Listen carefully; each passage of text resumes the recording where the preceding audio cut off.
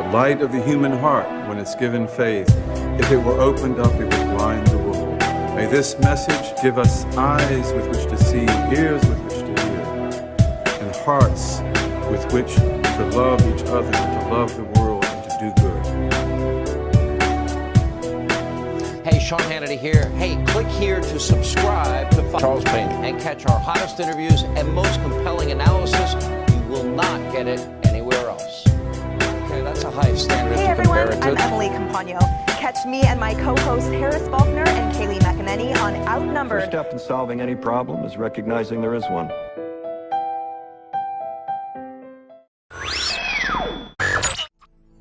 Pay strict attention to what I say, because I choose my words carefully and I never repeat myself.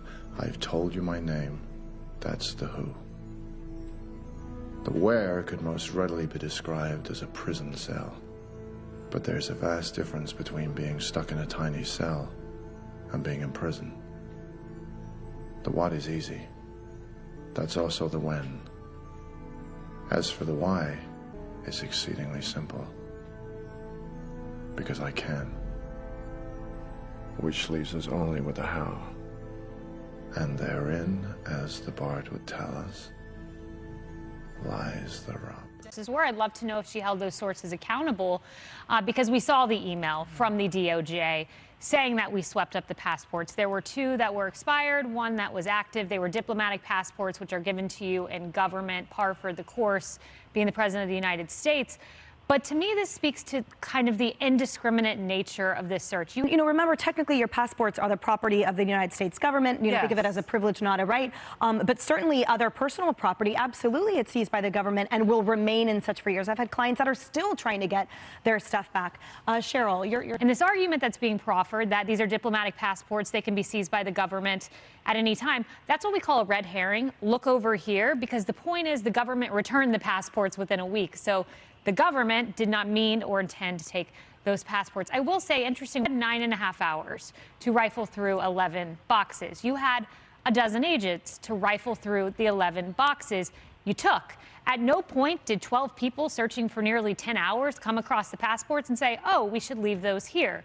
And to Kaylee's point, so Trump's spokesperson, Taylor Budovich, said, this is how fake news works, folks. I will say, interesting Wall Street Journal piece about Merrick Garland, about how he's a cautious person, how his demeanor as a federal judge is something that he has shed over time.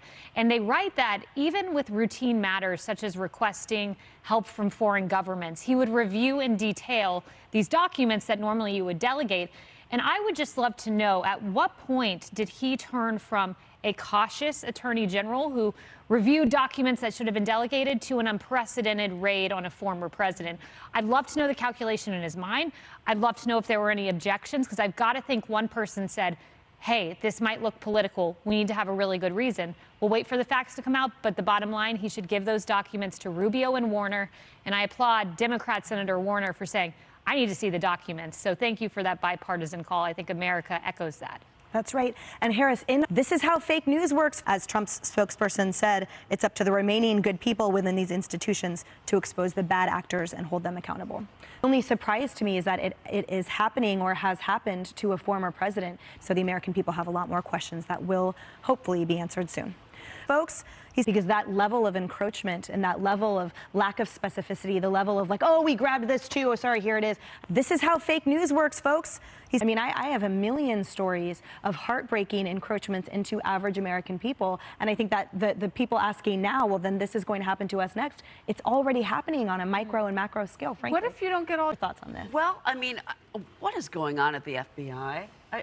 I keep going back to the chaos of this raid, and you know, I know that they've denied that this is a political operation, that you know, but we've once again politicized a government agency. Americans are feeling, which is why are these false narratives being amplified so quickly? Is it for the clickbait? Is it to be first to the gate?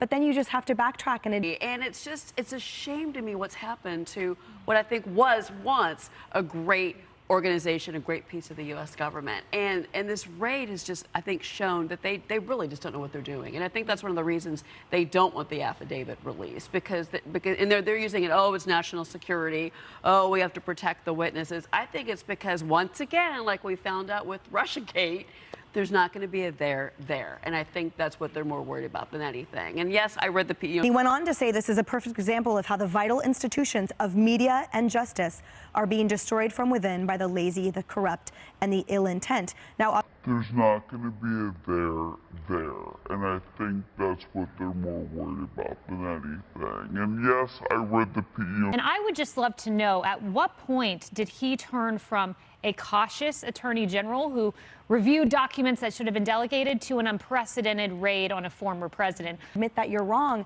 for all of our detriment as we wait for the facts. Right. This might look political. We need to have a really good reason. We'll wait for the facts to come out, but the bottom line, he should give those documents to Rubio and Warner.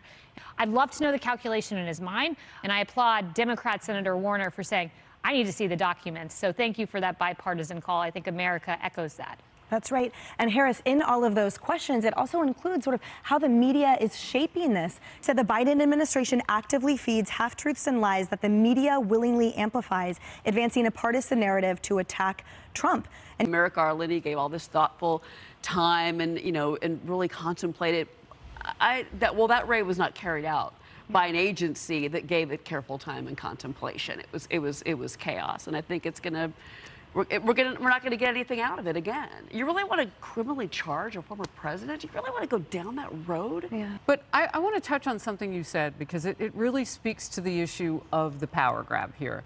So you send in your FBI agents, and they just sort of scoop everything up with like a dumpster load of stuff. And then you get back to the office, and you realize, oh, we took attorney-client privilege stuff. Well, your FBI agents and their defense are probably not going to know that. That's what experts have told me. The passport issue might be the same thing, right? They are issued at the, at the governance of the federal government, at the whim, at whatever. But they were returned because they were never supposed to be taken. Mm-hmm. So that, that grace or whatever it is from the federal government that allows an official to keep them apparently was still in place. But maybe they just scooped all this stuff up. They were told to just get whatever you can. That's why we need to see the affidavit. Because if the affidavit said, get whatever you can, Katie, bar the door for the rest of America. Because that means they can come to your house and get whatever they can. Yes. You have to have specificity in order on that affidavit to get the warrant. And I only know that because one of my close friends, Emily, and my other close friend, Kaylee, are both attorneys. The other part that I'll just say very quickly with all of this is, one of my close friends, Emily, and my other close friend, Kaylee, are both attorneys. The accountability is so rich where it's coming from. The calls from accountability now are coming from the man who was just raided, his home, not from the federal government. Why is that? Great question. Tim, we are so grateful that you are back with us today. What do you make of all this? It's kind of heartbreaking. I love the rule of law. I love that this country is a nation of laws, but for laws to be real, those laws have to be impartially executed evenly and fairly across, like not race specific, not gender specific, and definitely not party specific. When we start doing that, we lose any moral high ground that we've ever had. And especially in the international community, when people are looking in, we're supposed to be this shining light of truth and justice, right? That's what America is. That's what we stand for. We'll climb cliffs, we'll run up the beaches to fight what's wrong. And when we're doing that in an unfair way, it sets a dangerous precedence, and party specifics where it's a partisan attempt to grab some power. It's very dangerous, and it's bad for the way that the rest of the world looks at America. Obviously, that's his words, but he echoes, frankly, a lot of how Americans are feeling, which is why I absolutely see what the investigation uncovers and how the government proceeds with that information, their conclusions. The FBI and the DOJ, frankly, are filled with good men and women doing amazing things and acting honorably every day. But it's frightening to me. We will are these false narratives being amplified so quickly? I think it is clickbait. I think it's all of that. And they're not going to admit that they're wrong. I mean, look how long it took to admit that something that was substantially, something that you could hold in your hands because someone had, that maintenance worker at the computer shop, the Hunter Biden laptop. They're not going to admit that they were wrong. It's too difficult, apparently. Your stuff back. There have been cases from years ago that people still don't have their, all the time. All the time the government won't remain. That's so crazy to me. Yes. Like, they're not going to admit that they were wrong. It's too difficult, apparently. Yes. Wow. What if you don't? With all that they took, that's another reason you need the specificity on that affidavit. What if there's stuff that they have that is never returned? That happens all the time, and it is dangerous. And I think, I have to confess, I feel a bit jaded with my background as a criminal attorney, because to me, I'm not surprised at all.